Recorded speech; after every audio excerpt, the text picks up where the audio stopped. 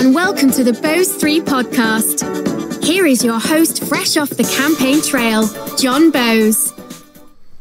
Hey everyone, John Bose here. I'm doing another exciting interview. Before we get started, I gotta tell you, I have a new puppy. She may act up and she may bark. She's sitting in her kennel and she wants to be on the interview. But right now, I have a great guest here who has been super active in 2016. Why don't you introduce yourself? Well, thank you so much for having me. Mandy Metzger from Norwell. Now, Mandy, we start by talking about how we got involved. How did you get involved? So I first got involved, I was very apolitical up until about 2008 when I got interested and inspired by Hillary Clinton. And I did very little back then. I mean, just was inspired by her. And, yeah. And then I remember when she did lose and we supporters were disappointed. And then I just remember being so impressed with her response and the way she handled the loss and said, you know, I want all you supporters to now turn around and fight for Obama harder than you fought for me. And I was so impressed with that. And we did and pulled ourselves up and fought for him. And then look where we ended up. And that really was a positive. So we had 8 years of an experience that was plus. And then we come to 2016. I don't like to say it. Were you involved with that campaign? So then I got much more involved. If I remember, you were super involved. You were doing all sorts of stuff. I love phone banking. That was something that was easy to do from home. And they had a really fun interactive phone bank. You could pick to call people in Alaska or North Carolina. So I had fun making thousands of phone calls. And donating, and then I got a little bit involved, like helping Maggie Hassan's campaign. We drove up, a bunch of us went up a bunch of times to knock on doors in New Hampshire. New Hampshire, always the political playground for Massachusetts. And that was fun, and getting to know the local candidates as well. Now, you also showed up to the phone bank in Boston and the one in South Shore? Yeah, there was a lovely young man, I can't remember his name now, who ran the Hillary campaign up in Boston. And just to shake it up to be different, sometimes we'd drive up to Boston. I'd meet my son and we'd make phone calls for Hillary up in Boston. And then it happened. Election night 2016, not happy. Disaster. Took some time off, then you started getting involved again. Yeah, so then I felt that we needed to get all in. I was so happy and grateful for the groups like South Shore Action, and grateful to Dawn and Ellen for organizing that. I got very involved with Norwell Democrat. Norwell Democrat, and you were doing Tony the Postcard guy, right? So, yep. So somehow, fortunately, just happened to get on my radar from Facebook. Tony the Democrat, a longtime activist from Georgia, apparently was doing some phone banking for John Ossoff. Yeah. And this was March of 2017. And he said, I've got these addresses and I've got some spare postcards. Does anybody want to join me in helping to get out the vote for this great candidate? And that was the beginning of Postcards to Voters. Right, and it's kind of grown. It's huge now, right? It really, it's become national. We have volunteers from every state in the U.S. We're on our 145th campaign right now. There's always a campaign or two or three. Something that we're going on somewhere. For special elections. And we've got a pretty impressive success rate. It's completely free to the campaign, right? Which they still have a hard time believing. And we just write handwritten, friendly, always positive, nothing negative, just election reminders, because unfortunately turnout is so low for many of these special elections. So you got involved locally with the Democratic Town Committee, and that's Kevin Jones. Shout out to Kevin Jones. Oh, so grateful. Thank you, Kevin. Respect. But you also got involved with a few activist groups locally. One was, you mentioned South Shore Action, and that's Helen Whalen, is that right? Ellen Whalen. And Dawn Cybor, yep. And fantastic. Ellen's the chair of Hingham's Town Committee, right? I believe so. And that is a pretty good-sized group. So South Shore Action has been phenomenal. They've had enormous turnouts from people, not just in Hingham, but we were having monthly meetings in the beginning at the Hingham Library, and subgroups from social media activism to environment to healthcare. Meg and her work with immigration, And it continues to this day, and they've got social issues, political issues. Now, it's not affiliated with any party, but it is a progressive organization. It is nonpartisan, that is true, and it is an action group for progressive issues. In our region, we live in case I haven't heard me say it before, a very conservative region. So it was is very impressive how many people they get to come out to those events. I love the way you describe us, the Cranberry Corner. There's a lot of us progressives, but we're still outnumbered. Now, then we go into, that takes you pretty much through the summer. Then we go into, we're starting to get candidates. Did you back any local candidates?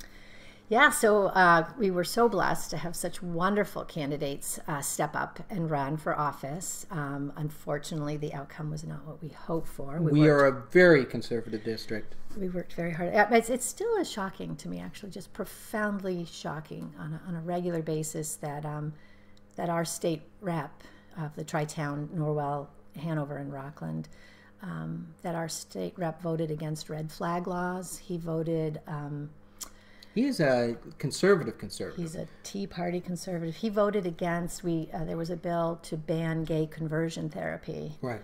Which, of course, passed overwhelmingly. Completely insane. Don't get me started on that. And he voted against the ban. So I feel quite devastated that our wonderful candidate... Well, your wonderful candidate was got into it late because of the situation, was... basically outspent because she couldn't get the runway that she needed, and then the Republicans just unloaded tons of negative stuff. But at the same time, for a first-time candidate, she was really excellent. Oh, she's fantastic, and I'm so grateful for her for running. What a great experience. I'm hoping she runs again. Hopefully we have a full run and we can actually do some good stuff. Now, on our state rep level, Katie McBride was endorsed by President Obama. So Katie McBride, so grateful. That was such an exciting campaign to work with, too. I met so many amazing activists across the towns. So she ran for our state senate of Plymouth, Norfolk, and really had an amazing excitement. She had President Obama's EPA head come out and speak and gave an amazing lecture on women in politics and STEM. She did get endorsed by President Obama. One of, I think, 100 maybe? I don't remember. But it was so exciting. That was ridiculously close. I mean, I think it might have been one of the closest races we've ever had for that Senate seats in modern time. Once again, conservative district.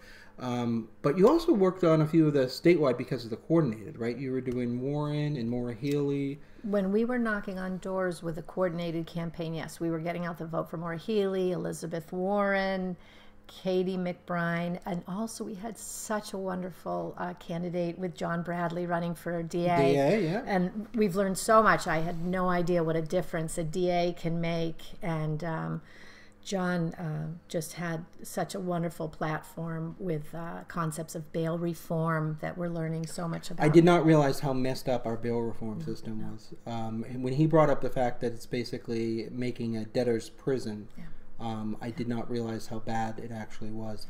And if you want to see how bad our Plymouth County Sheriff is, just type in Plymouth County Sheriff and you're going to see a bunch of stuff that is not exactly type of thing you want your sheriff to be doing.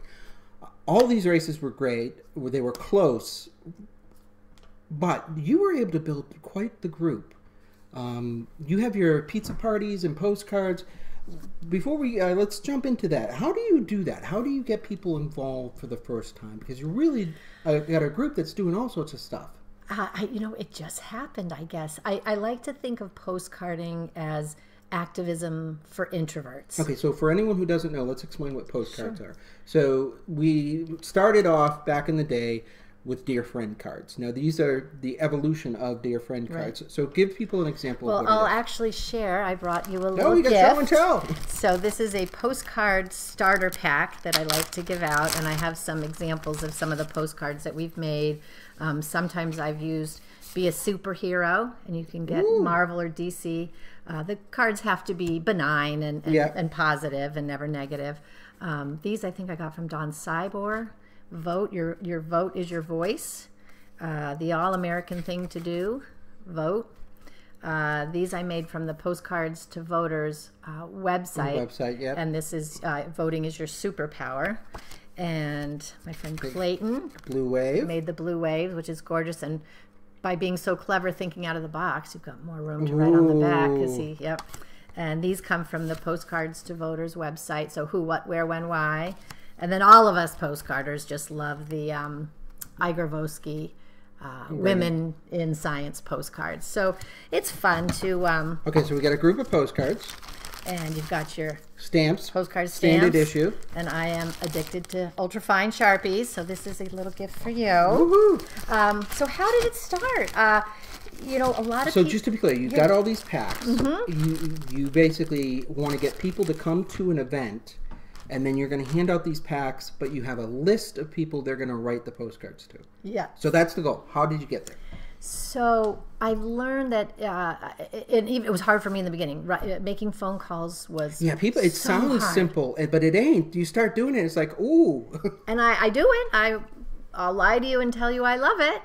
Knocking on doors, same thing. You know, you do reach a level of comfort now that we've knocked on so many doors. But this is definitely something that's out of people's comfort zone. The thing that I find absolutely fascinating about knocking on doors is you make an intense friendship with somebody for 10 minutes, for 15, 20 minutes, and then you never see them again, especially when you're doing things in New Hampshire. It's a very intense experience, but like you said, it's hard to get past that first step. And people, they can be so grateful. You can have wonderful conversations, but it's not everybody's cup of tea. Right. Okay, so what we have done, and it just works well, is Tony the Democrat through Postcards to Voters. You can go to postcardstovoters.org, and there is a way either via email or there's an address bot, B-O-T, that Tony has set up. You just text the word JOIN, J-O-I-N, to 484-275-2222. Make sure I put that on the screen. 2229. I'll put the right number on. Thank you. And once you're approved, you have to do a sample, Right. and then you're approved. So there's a nice check on that. I would get hundreds. It's a rough estimation, but you do a guesstimate, and I'd ask for hundreds of addresses. So you get the addresses from Tony, Right. and Postcards to Voters, no names. And you are given very clear instructions on what has to be on the card. So the campaign is completely in charge of the message. And there's usually 3 bullet points. You know, Democrat John Bowes is running for state senate. We're going to fight for fair elections. Right. And then if there's extra room, there are little bullet points that you can choose from. So whatever speaks to you. So it's so important for me that we fight for gun sense and common sense gun laws and women's rights and fighting climate change. But you might want to pull down criminal justice reform. So there's a room for that flexibility. I think people love that too. So you write the card per the required guidelines. Yep. You send it to Dear Voter, VIP Voter with the address. We share them on social media. So if you go on Twitter and you just look under the hashtag Postcards to Voters, it's just You'll see amazing. a whole bunch just from everywhere. Beautiful pictures painted by Dina in Hawaii all the way to just hundreds and thousands from California and Massachusetts. 02061 happens to be one of the highest number of zip codes. I think we're the second highest last time I checked. We'll have to work on that. I have to work on that. So, and then what you do is you pick how many you want to do. Tony asked that you get them out in the mail by 3 days. And so what is just sort of organically, spontaneously happened is... So you join the group. You Yep. get approved. You have to send your sample in. Yep. Then Tony sends you a list based on what you requested. And you can ask for none for 3 weeks, and you Right. can ask for 25 on a Friday night. And he gets that to you. And then you get 3 days to get them back in the mail. And you're mailing them directly to the voters. Yes. So that was a thing a lot of people had concern about. You know, how are these voters in Tennessee going to respond to a pretty little handwritten, messy card from Mandy in Massachusetts? You know, those carpetbaggers coming in. And Tony decided to be upfront, and that now with the 24-hour news cycle and all these big issues, just to be honest, you know, people in Massachusetts care about elections in Tennessee. Right. It matters. We helped Doug Jones win. We wrote 347,709 postcards. But who's counting? I wrote that down. And 6,376 of us. And we helped Doug Jones win. Awesome. Now, to be honest with you, I think if I got a postcard from Tennessee, regardless of what it said, I'm going to be like, oh my God, somebody sent something from Tennessee. And then I'm probably going to look at it and read it. I hope so. Which I think is a huge thing. Even if it's from out of state, because it's out of state, you're probably going to read what it says. And as people on this podcast probably know, it takes 7 positive touches. So if you've got a positive touch coming in the form of a postcard, that's 1 touch. So it's a huge deal. So you set this up. Now, how do you get people to come? So I think just from all the friends I met at South Shore Action, Norwell Democratic Town Committee, neighbors, through work, through school, and I just sort of have an email list. And right before midterms, we would take turns, just so that it was sort of easier on everybody's home. We'd do it about once a month, have a postcard party. We'd write anywhere between 400 and 600 postcards. We'd have 40 people, 10 kids. The kids would come and help decorate sometimes. And people just brought cookies and wine, and I'd have pizza. And I think they were therapeutic too, just a time to sit around. Get people together that have similar thoughts. Yeah, similar worries, similar concerns, and just wanting to make our democracy better and help people vote. Now, when you're doing these postcard parties, like you said, it's a social event. Yes. So while you're doing the postcards, you're kind of building a friendship. And then you can bring this over to campaigning. How many of those people that did postcard parties for out of state went on to do other things locally?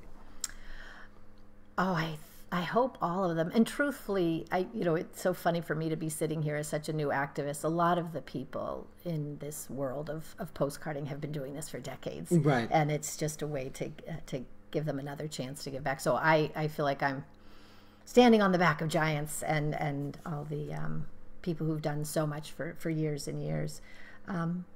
People, that's how I got people to help knock on doors and to donate. A lot of people donated money to the campaigns and phone banked, went to events and parties and supported in every way that you can. Right. Now, you got involved locally on a national level. What if people are in an area that's, say, very liberal or very conservative, where they're not going to make a huge dent in their area? How do they get involved? What did you do? What were your steps? So I do feel frustrated being so liberal in such a red area. Right. And in fact, that's one of the first ways. It was the Cranberry Corner. It was your group that first got us together, and we met at the real estate office. So thank you. Well, you're welcome. Thank you for coming. And you taught us how to do Vote Builder. Yes. Yes. I'm sorry. No, that's what we do it all the time. Now I'm an expert at Vote Builder. If you don't know, and you should know because we've talked about it before, Vote Builder is the database that the Democratic Party uses for contacting voters. And if you're a member of the Democratic Party or a candidate for the Democratic Party, you get access to it. And it's all volunteer driven. Most of the people who learn how to use it are volunteers. So an important thing to learn is how to use Vote Builder. Sorry for that advertisement. Okay, so you started getting involved. You came to the Cranberry Corner, learned how to do the Vote Builder. Did you have Facebook for your first contact with Tony? How did you make contact with him? I picked it up on Facebook. He started in March 2017 with the Ossoff campaign. He said he had 5 volunteers, and he asked everybody to write 5 postcards. And I think it just snowballed from then. Within a month, he had 1,200 volunteers. We'd written 50,000 postcards within the first month. So now there's a Facebook website, Facebook group, Postcards to Voters, and that's where he posts every new campaign. Make sure you don't want to write postcards and spend the time and expense if it's not a candidate you can get excited about. So you get sort of a little intro to the candidate.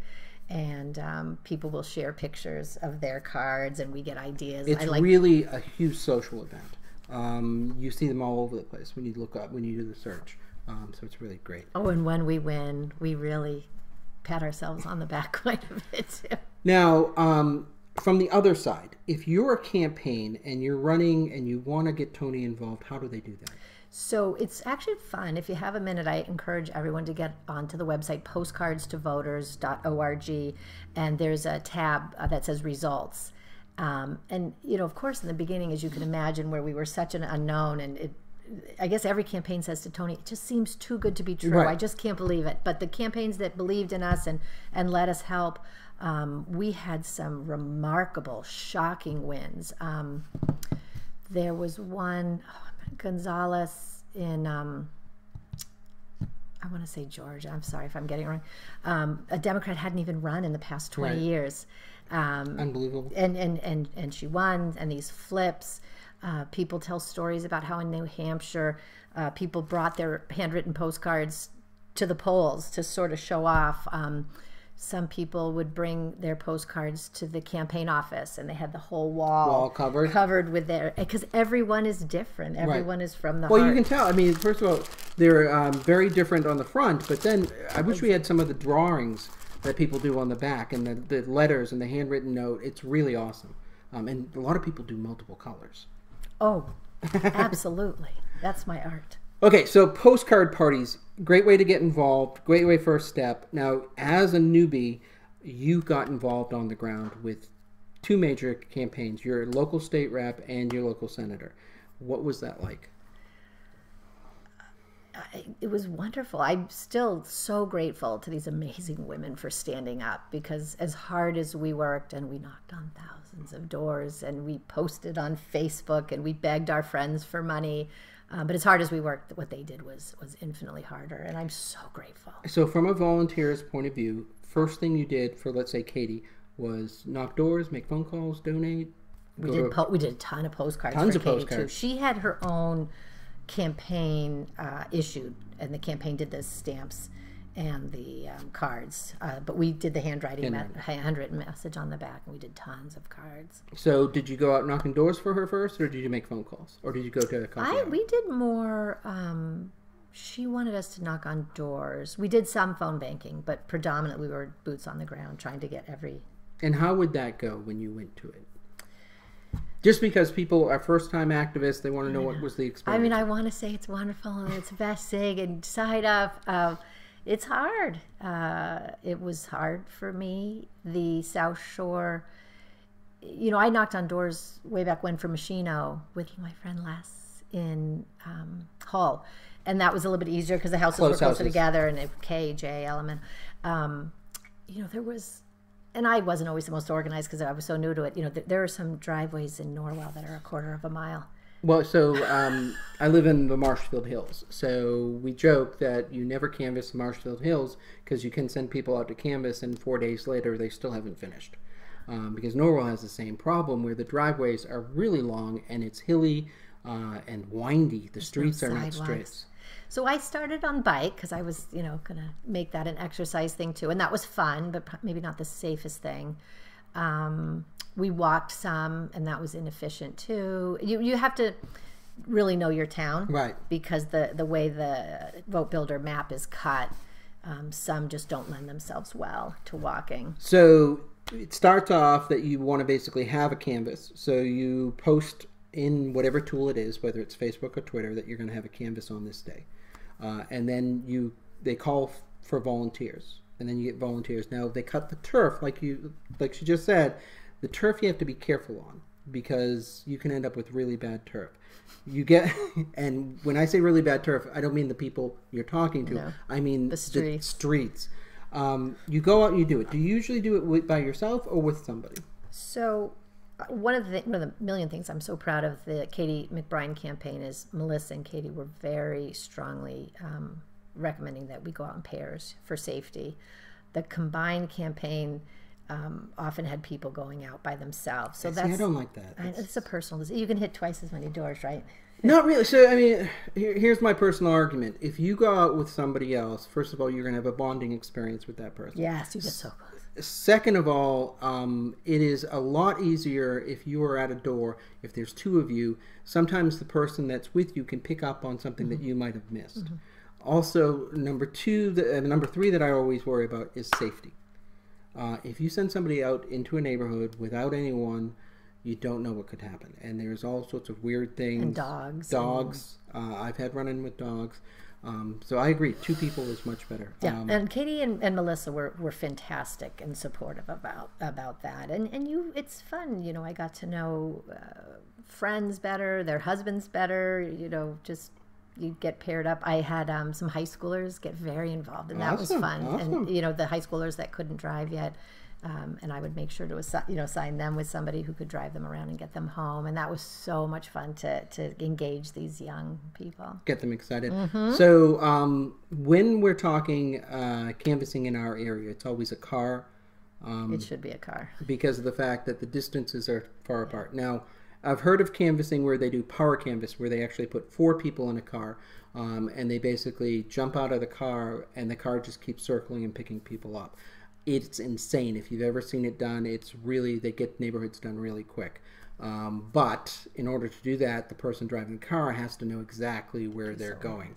You go out, you knock the doors, you talk to voters. What was the experience on the doors like? So I would love to delve into the science of it and see, you know, like you're saying, you know, you need 7 touches, and I do feel that there are higher quality touches. You know, just we did a lot of standouts. So I would get there at 5 a.m. just before the sun came out, whatever, 6 a.m. With my Katie McBride and Allison DeMong signs, so that the people on Route 3, you know, is that a full touch? Is that a half a touch? You know, that's just getting the awareness. Right. And then if you answer the door. So my concern with door knocking is really the vast majority of people don't answer the door. Now, according to Harvard, it is the most efficient system, because if you make contact, even though it has a lower contact rate than phones and what's called tabling, which is where you go to an event, it actually has a stronger remembrance for the voter. For some reason, they actually connect with the fact that somebody was at their door. So it's interesting. And I do wonder how much more significant it is if it's actually the candidate. It's huge. That's a huge deal. Because I feel like I did I did canvass with Allison and Katie. I mean, they were so hardworking and so dedicated. But the vast majority of time, I was canvassing with Natalia and Clayton and Les and myself and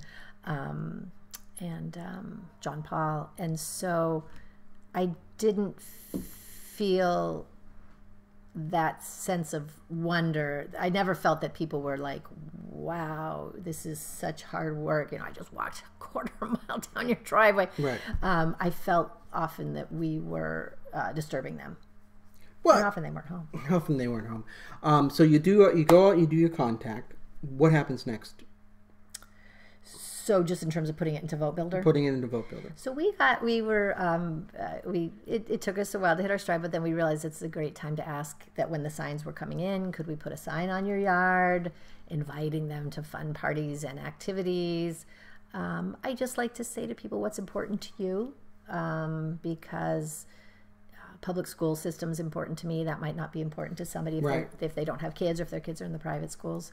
And try to have a discussion, and mostly just say, please put it on your calendar, because life gets busy and people just forget to vote. Now, the people you were talking to were most likely Democratic voters. So the way the campaign set it up. Yeah, they were mostly unenrolled. Right. So my understanding, correct me if I'm wrong, is about 80% of Massachusetts, in this area at least, Massachusetts voters are unenrolled. We use the term unaffiliated. Unaffiliated. About 10% Democrat and about 10% Republican? So it breaks down to be about 35. Okay. So the thing that you have to understand, and every single person who is independent and runs for office does not get this, is that while people, 80% are not affiliated, they consistently vote Democratic. I see. So when you actually run the numbers, it's 35, and the rest can flip. So consistently, you'll get 35% will vote Republican, 35% will vote Democrat, and then the remainder are the ones true. And generally, campaigns have you talking to the remainder. During a primary, on the other hand, you'll be talking to your 35%, trying to convince them to vote for you. But so you go out, you try to get the sign. You also try to get bumper stickers. See if they'll take a bumper sticker. I didn't have access of bumper stickers, and I didn't think about that. This is the weirdest thing on campaigns. Continuously, you never have bumper stickers. No, I didn't think. People have bumper stickers, but you never seem to have them when you need them. Yeah. see if you can invite them to an event. Yes. And maybe volunteer if possible, depending on their level of support. Yeah, that usually was when you got the face shutting down thing. But I said, we're having so much fun. Come join us knocking on doors. Super happy face. Yeah, we're too busy. Now, overall, what was your experience with the campaigns? Would you recommend this to somebody? Oh, absolutely. What a great way to meet people, young and old and new to politics, and some people whose primary issue was criminal justice reform, and those of us who are primarily interested in protecting women's rights, and yet all coming together. I can't thank the candidates enough for going that extra mile and stepping up and running. So many of us are running now too. Natalia is really on the Board up. of Health. Yeah. You know, we're either supporting other people running or running ourselves. So the way I describe it is you have this really intense experience with people you don't know, and you become really close friends very quickly. And then the campaign ends and you win or lose, but then all of a sudden it's like, wait, I still like these people. So you make some really incredible friends. And like you said, you learn about other issues. Yeah. Like you may be an environmentalist, and then you come and you learn about women's rights. Environmental justice is one way to get in, but then you've got social justice. Like I said, I did not know how bad the prison reform system was. Right, I didn't either. It totally shocked me. I was especially in Massachusetts. It's just like, are you kidding me? So it's really great because it grows your experience as well. Now, you're also involved with groups. Now, take a look at the campaign versus the group. Like, you're involved with the Norwell Democratic Town Committee. They're doing a lot of stuff. We are on fire. We are the smallest town, I think, in this group of 8, and we have just amazing leadership and Kevin, yes, you are an amazing leader. I know you don't like we can't live without you. You don't like to take credit for any of this. So you've got people first time involved, and now you're doing all. Tell us some of the stuff you're doing. So the exciting thing is I hope everybody can come on Thursday, February 28th. We are celebrating the real adults in the room. We have Ellie Mayers and Dr. Arthur Garceau, our nonagenarians from Norwell, who've just done countless amazing work for liberal causes and for democratic principles. Going way back to late 60s, early 70s. So they're both in their 90s, we'll say, and they were kind enough to let us have a Norwell Democratic Town Committee function, fundraiser, and birthday party all wrapped up into one. Then. So, and it's going to be, I've never been to a microbrewery before, so we'll have a party at Burke's Ale Works in Hanover. So please come. So you've got that. You've got social media stuff going on. I hope so. That's what people are seeing. I'm screaming into the void. You've got so you actually. I mean, you're posting 3 or 4 times a week, right? I'm not the Norwell. No, I know you're not posting it, but the town committee is. And your meetings, how are your meetings going? Our meetings are every time we have to keep someone go get some more chairs. And we've got people running for office. We're trying to fill the pipeline, and it's like a phone tree, you know. So if there's a transgender remembrance vigil, you just say, Kevin, send this out to everybody. So it's a nice way to keep people involved and up to date in case you have an emergency vigil. For people who don't know, and I just realized we have not explained this, each town has a town committee for each one of the political parties. So if you live in Norwell, there is a Democratic Town Committee and there's a Republican Town Committee. And you guys meet once a month. Yep. And Kevin Jones, was it Kevin Jones who came up with the idea for the signs? Oh, that's right. Yeah, the whole team. That we have these beautiful signs, and we rotate between make a difference. There's an election coming up. We put the signs out right before the meetings. So she, the town committee, has these signs that they got, which are lawn signs, and I hate lawn signs. I think they're evil. And as I've pointed out, the reason I think lawn signs are evil is because they're a logistical nightmare trying to get them out during the, you've experienced it. Picking them up, dropping them off. But they have come up with this awesome idea where you put these positive messages out in the community, and before they have their town committee meeting, they post these signs. So anyone driving around Norwell will see, hey, there's a town committee meeting coming up. That I think Jinda designed them. Maybe Jinda and Janet. I don't remember whose idea it was. I wish I could give you credit, but yeah, they're beautiful. They're beautiful, and it's working. It's building out your town committee. I hope so. So overall, do you think it's been a good experience for you? Absolutely. And I wish I'd done it sooner. I'm always so embarrassed and so grateful to these giants who've been doing this for decades. I took all of this for granted. And I never realized how much impact one little non-political person. I'm not a lawyer. I never took a poli-sci class. And let's be honest, she's completely reshaped some of the social interactions that are going on in the South Shore through these postcards and just showing up and getting involved. You're pulling in more and more people. Now, thanks to you for. I'm sorry. It's setting it up. I kind of got you involved. Now you can't escape. So the town committee's worth going to, you'd say. I wish people would come, and why reinvent the wheel?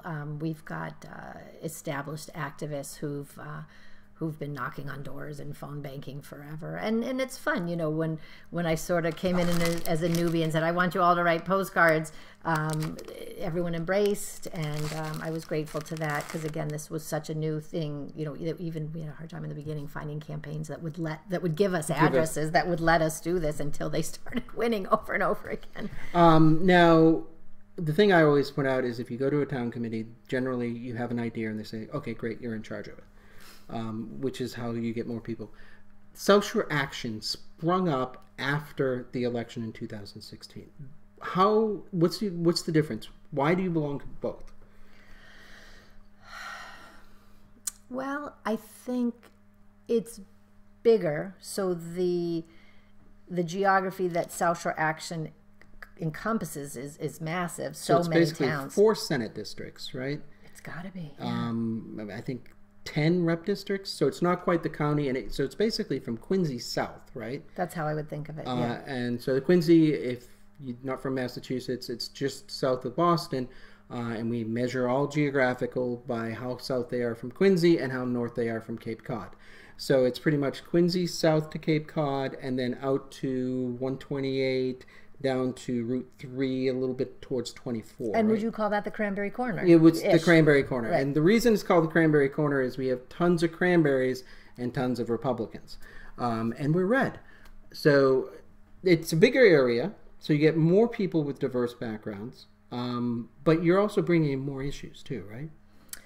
And people, just like you said, if you want to run a symposium, there's now I imagine it's an offshoot is doing on the opioid epidemic, and that's coming up soon. I wish I had the date so we could talk about that. Talk about that. But go to SSDC. That's the South Shore Democratic Caucus.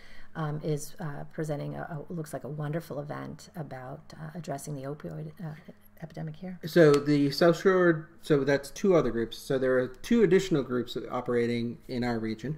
One, and these are actually politically affiliated groups. One is the South Shore Democratic Caucus, which is the Senate district we're in. So those are the 8 towns that make up the Senate district. And then there's the PCDL, with this Plymouth County Democratic League. And that covers the entire southeast all the way down to New Bedford area. So these are additional groups. Well, don't forget the most important new one. Which is? The MWPC. MWPC. So South Shore chapter. We're very excited to share with everybody that very recently the press release came out, and we have started a Massachusetts Women's Political Caucus. Awesome. South Shore Division. That is a nonpartisan group. But they have been, the MWPC has been around for many years with the goal to elect pro-choice women. And we need women on the South Shore because most of our reps are males. So we're going to get, MWPC South Shore is going to help engage women to run. Awesome. And support them in their campaigns, and we'll do from school committee on up. And let's just talk about that. That's the backbench. So if you are in a town, you want to run for your boards. That's the first time you run, and get on the boards. Like Marshfield has a selectmen's race. Norwell has a race too. Everything from planning board, school committee, selectmen, all these things, town moderator, we need Democrats, progressives to run for those seats, because then you get the experience. You learn how municipal government works. And believe it or not, government is not as easy as it seems. Everyone thinks they can run government, and then they start doing it and they realize, oh my God, there's a lot here. I always use the analogy of it's a lot like trying to paint your house. Everyone thinks they can paint their house until they try, and then they realize there's a reason there's a whole bunch of professionals that do it. For me, this house that we painted the kitchen dining room. It took us 3 days, and I thought I was going to kill my wife. We hired a professional. Took him 2 days to do the rest of the house. So, and my wife had to have this redone because it was so bad. So, coming to the end, what is the campaign moment that you remember, or best campaign you've ever worked on? Because you've worked on a lot of national, state. I will forever, to my dying day, be grateful to Hillary Clinton for all she did and how she soldiered on with grace, and how she's moving on and supporting other young people to run. So I'm always grateful for that incentive and inspiration. I would say the most, the race I wanted to win the most was, of course, getting to Coast fired. And I'm so grateful for Allison, like you said, for stepping up late. Such an amazing candidate. It was an honor to help her. And she got into the race late because of situations that were beyond her control, nothing to do with her. No. She actually got into the race after the nomination process had closed. So she was not, she had to run a sticker campaign, and she destroyed the sticker campaign. I think it's the most votes for any sticker campaign we've ever seen, which if you've ever worked on an election, sticker campaigns are impossible. Then she goes into the general election, and uphill battle, nonstop, continuously Republicans are coming after her, and she just held herself up. Really incredible. What a loss for the Tri-Towns. She runs again. I do too. And then the most fun, I would have to say, would be Katie McBride's campaign. You guys were always doing stuff. We had party after party and dances and music and events and knocking on doors with just such amazing people, spending just hours with so many wonderful people, and bringing in young people, and now taking that difficult loss. I'm so proud of Melissa and Katie for really turning that into now the MWPC, and they're going to work. We're going to work our butts off to help other women win. And there is huge opportunity on the South Shore. Huge opportunity. Now, you've done this. You've gotten involved. You've worked on elections. Somebody's just seeing it for the first time. What's your advice? Write some postcards. Let me know. I will send you a goodie bag, a starter kit. Go to postcardstovoters.org. You can email join@tonythedemocrat.org. You can text join to 484-275-2229. It's fun. Look on Facebook. Look on Twitter. We're actually the Twitter thing. Check out the Twitter thing with the what's the hashtag? Postcards to Voters. So postcard voters. You'll see all these images pop up. Go to the image one. Actually, if you want to read the stories, you go to the latest. But really, it's incredible. So best advice: just jump in, start doing postcards. Please, we need you. Thank you. Thank you. This is John Bose. I am signing off. Mandy Metzger. Have a great day. We will see you on the campaign trail. Thank you. You have been listening to the Bose 3 podcast. Show notes are available at bose3.com. Thank you for listening, and we will see you on the campaign trail.